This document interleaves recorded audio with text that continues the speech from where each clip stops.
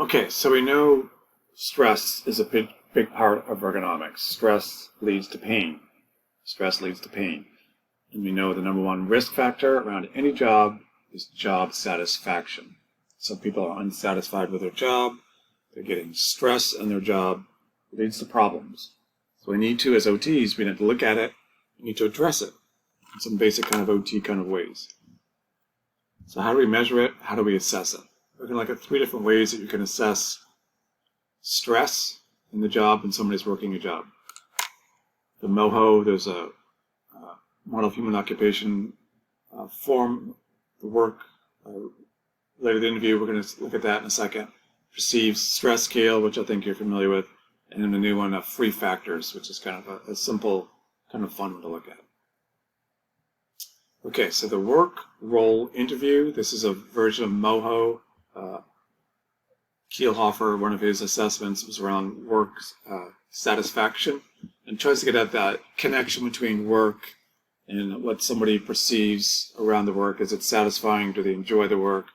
Do they find it stressful or not? It's very evidence-based. Kind of gets at worker motivation, performance capacity, looks at the environment, kind of ties it all in together.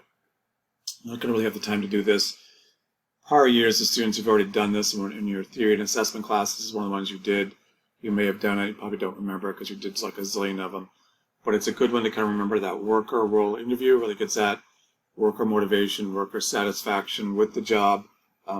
This may come back like at a board exam question, that sort of thing. And it's like an interview. It's like a semi-structured interview.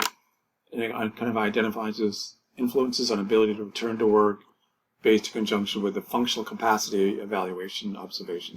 This FCE stands for Functional Capacity Evaluations.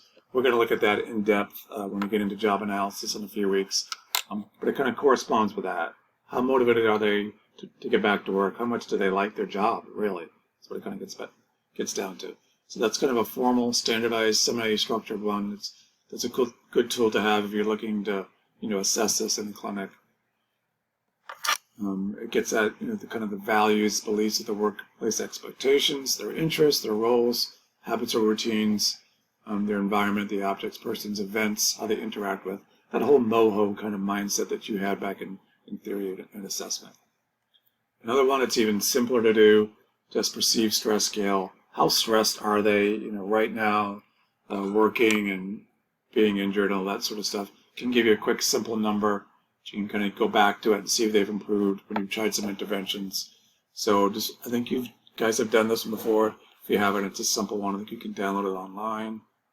And this is another one to kind of get them thinking about it. It's kind of like a semi-structured interview with them or just asking them questions. And it's an acronym, free factors. I enjoy this job so much, I would almost do it for free. Do you find it financially fulfilling, that it meets your needs? How are the relationships with your colleagues and boss? Is it a good environment? Is the work engaging with realistic expectations? So it's not too much demand. Allowed input, creativity. Do you find it fulfilling? Expectations are not too much.